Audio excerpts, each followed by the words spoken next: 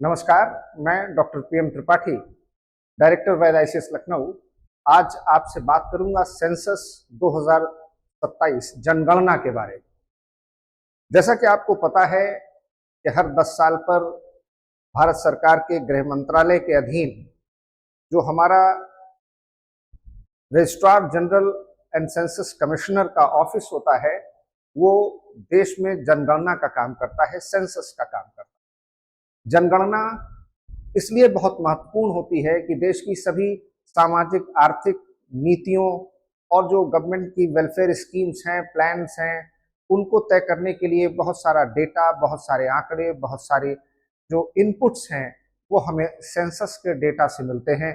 और क्या क्या हमारी डेमोग्राफी में, हमारी जनसंख्या में बदलाव आ रहे हैं, किस तरीके का सामाजिक आर्थिक परिवर्तन हो रहा है, इसके बारे में जानकारी मिलती है, जो कि देश के दिशा और दशा को निर्धारित करने में बहुत महत्वपूर्ण होती है। और इसलिए सेंसस जो है ये एक बहुत ही महत्वपूर्ण कार्रवाई होती है, जिसका लगभग दुनिया के हर देश में अपने सरकारों के द्वारा अलग अलग तरीके से पालन किया जाता है।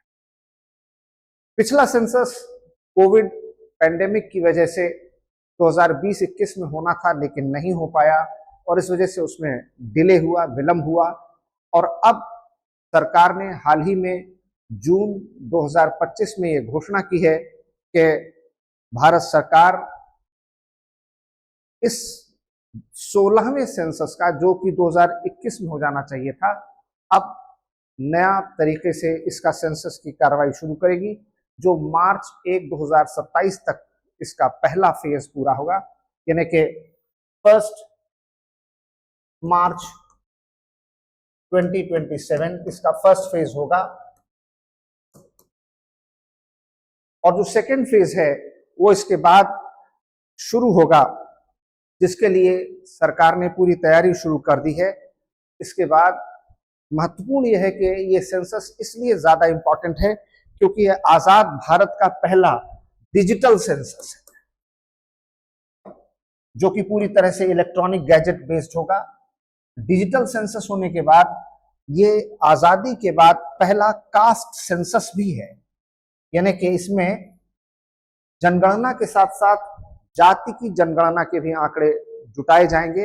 अभी तक सिर्फ SC ST के ही आंकड़े इकट्ठे किए जाते थे। OBCs का आंकड़ा आखिरी बार 1931 में SC ST के साथ कलेक्ट किया गया था, लेकिन उसके बाद ये रुक गया। और अब जो नया सेंसस होने जा रहा है ये कास्ट सेंसस यानी जाति जनगणना को भी शामिल करेगा। अब अगर हम जनगणना की बात करें तो ये सारा काम जो है ये भारत के संविधान के अनुच्छेद 246 अंडर आर्टिकल 246 के तहत होता है। और इतना ही नहीं, ये सारी चीजें 246 के साथ साथ जो हमारे देश में संविधान की 7वीं अनुसूची है, 7th शेड्यूल में ये यूनियन लिस्ट का सब्जेक्ट है, यानी भारत सरकार को ही ये काम करने का अधिकार है। और राज्य सरकारें जो जनसंख्या के आंकड़े इकट्ठा करती हैं या जातिगत जनगणना करती हैं, दरअसल वो कास्ट सेंसस नहीं, सर्वे है, सर्वेक्षण है। और इस तरीके से ये हमारे संविधान में आर्टिकल 246 में है। और जो हमारी 7th शेड्यूल है उसमें एंट्री नंबर 69, ये बहुत महत्वपूर्ण है आपको जानना कि क्रमांक संख्या 69वें पर इसका प्रावधान किया गया है। इसके लिए पार्लियामेंट से एक कानून भी पारित किया गया है, जिसको हम सेंसस एक्ट 1948 कहते हैं। और सेंसस एक्ट 1948 के साथ साथ सेंसस रूल्स 1990 में सेंसस के लिए प्रोविजन किया गया है। इसके लिए जनसंख्या के आंकड़े जुटाने का प्रावधान है और ये सारा काम under section 3 of census act इसके तहत किया जाता है।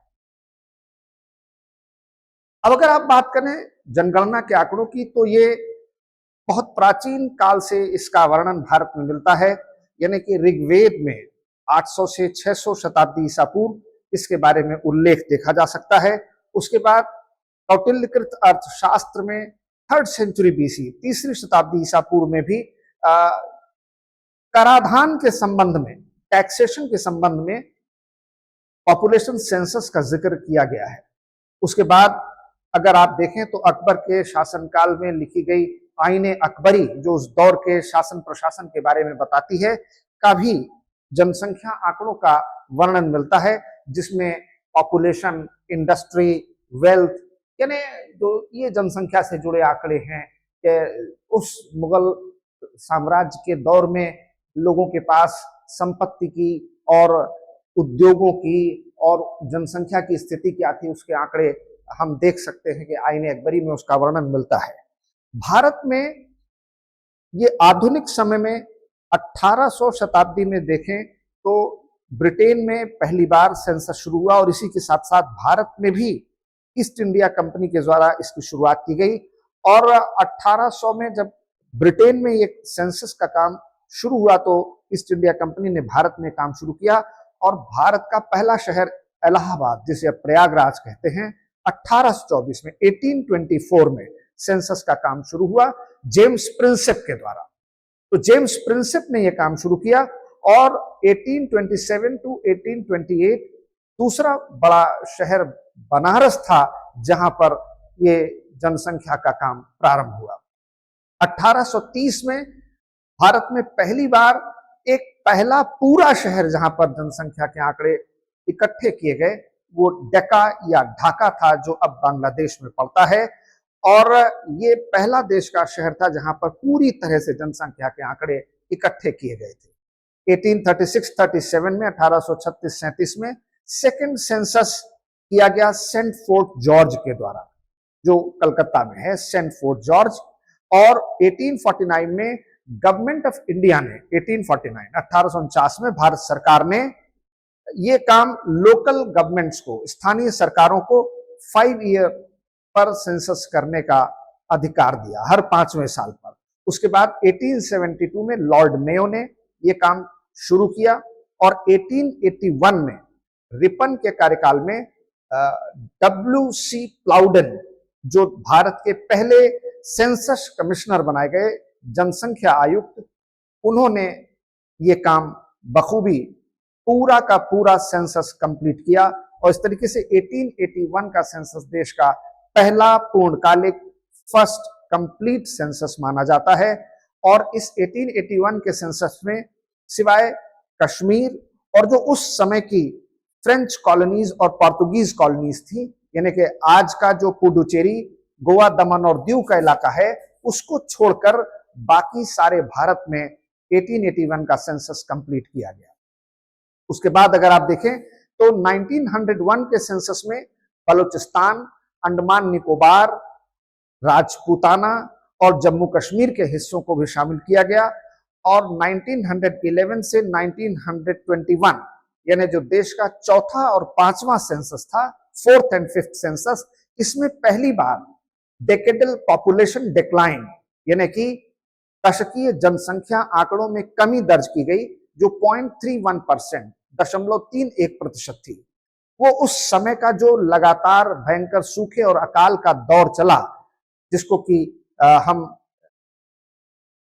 फ्लू पैंडेमिक, यानी आज के लगभग 100 साल पहले जो देश में एक और बड़ी महामारी ने पूरे भारत को अपने चपेट में ले लिया था, खासतौर से जो हमारे भारत के, उत्तर भारत के बड़े और पूर्वी भारत के हिस्से हैं, वहां पर ये फ्लू नामक जो भयंकर महामारी फैली, उससे हजारों लाखों लोग मारे गए और इसी से भारत में द ग्रेट डिवाइड, एक बड़ी विभाजक रेखा पैदा हुई। उसके बाद 14th सेंसस ऐसा है जिससे टेक्नोलॉजिकल जंप देश में देखा गया, जो 2001 का सेंसस है, 14वां सेंसस। 2001 से देश में पहली बार एक प्रौद्योगिकी छलांग, एक टेक्नोलॉजिकल जंप देखने को मिलता है। और उसके बाद 15th सेंसस में हम देखते हैं कि एम्पावर्ड स्टेट्स धीरे धीरे उभर कर सशक्त राज्य सामने आते हैं। और जो 16th सेंसस है, जो 2021 में होना था, जो टल करके कोविड पैंडेमिक की वजह से अब 2026-27 में हो रहा है, ये socially economic and caste census यानी सामाजिक, आर्थिक और जातिगत जनगणना के भी आंकड़े इकट्ठा करेगा। और पहली बार सेंसस में ट्रांसजेंडर को भी जोड़ा गया है। अभी तक केवल मेल और फीमेल को ही जोड़ा जाता था, तो ट्रांसजेंडर को जोड़ने से, डिजिटल सेंसस करने से, कास्ट सेंसस करने से ये एक बड़ा अनोखा और अद्वितीय सेंसस हो रहा है आजादी के बाद। इसमें अंडर आर्टिकल 340 हम देख सकते हैं, ये प्रोविजन किया गया है कि एक socially and economic backward classes के लिए कमीशन बनाया जा सकता है। तो ये कमीशन जब बनाया जाता है तो उसके लिए हमें सोशली इकोनॉमिकली बैकवर्ड कास्ट की संख्या, जाति के आंकड़े, जनसंख्या के आंकड़े भी जुटाने होते हैं, इसलिए ये महत्वपूर्ण होता है। अब ये जो पूरा सेंसस का काम है, ये दो बड़े हिस्सों में बांटा जाता है, जिसको हाउस लिस्टिंग और एन्यूमरेशन कहते हैं। हाउस लिस्टिंग में सबसे पहले मकानों की गणना की जाती है कि देश में हर राज्य में, हर मंडल में, हर जिले में, हर शहर में, हर कस्बे में, हर गांव में, हर ब्लॉक में, तहसील में, खंड में, कितने शहर में किस तरीके के गांव बने हैं, मकान बने हैं, मकान कच्चे हैं, पक्के हैं, उन पे छत कैसी है, फूस की छत है, खपरेल की छत है, सीमेंट की छत है, वो एक मंजिला है, दो मंजिला है, उनके घर में शौचालय है कि नहीं है, टीवी, फ्रिज इत्यादि की सुविधा है कि नहीं है, वो किस तरीके के घर का कंस्ट्रक्शन किस प्रकार का है, उसके घर में और क्या क्या सुविधाएं हैं, वहां पर मोटर व्हीकल या किसी तरीके का 2 पहिया, 3 पहिया, 4 पहिया का वाहन है कि नहीं है, घरों की पूरी स्थिति कैसी है। और उसके बाद एन्यूमरेशन यानी कि मनुष्यों की गणना की जाती है। इस मनुष्यों से जुटे आंकड़े इकट्ठे किए जाते हैं, जैसे कि उनकी नाम, उनका लिंग, उनकी जाति, उनका धर्म, उनकी पढ़ाई लिखाई, उनकी शिक्षा दीक्षा, उनका व्यापार, उनका व्यवसाय, उनका आजीविका का स्रोत, उनके धन, उनकी संपदा, उनके घर में कितने लोग हैं, कितने पुरुष हैं, कितनी स्त्रियां हैं, कितने बच्चे हैं, कितने बुजुर्ग हैं। इस तरीके से जो आंकड़े जुटाए जाते हैं उनको एन्यूमरेशन कहा जाता है। और religion, language, caste, literacy, life amenities, physically handicapped persons, below poverty line, socio economic parameters, agriculture, economic profession, livelihood, occupation, ये तमाम बातें इन सब चीजों से इकट्ठा की जाती हैं। इस तरीके से आप देख सकते हैं कि सेंसस बहुत महत्वपूर्ण है हमारे देश की सामाजिक आर्थिक विकास के नीतियों को तैयार करने के लिए, हमारे सिविल सेवा के लिए और हमारे देश के सामाजिक आर्थिक प्रशासन के लिए। देखते रहिए वैद आईसीएस लखनऊ का यूट्यूब चैनल और सेंसस के बारे में तैयारी अच्छे तरीके से कीजिए। जब सेंसस के आंकड़े आ जाएंगे तो फिर उसका ज्यादा सटीक विश्लेषण किया जाएगा। इस पर हम एक और डिटेल्ड वीडियो आने वाले समय में लेकर जल्द ही आपके पास आएंगे। तब तक मैंने आपको शॉर्ट वीडियो दे दिया है ताकि आप आने वाले एग्जाम्स के लिए इसकी तैयारी कर सकें।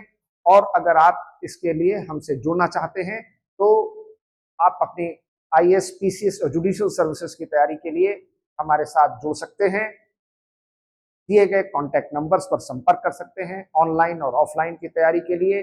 और जो अभी आने वाले एग्जाम्स हैं उसमें हम किस तरीके के कोर्सेज लॉन्च कर रहे हैं, आप पूरी जानकारी हासिल कर सकते हैं।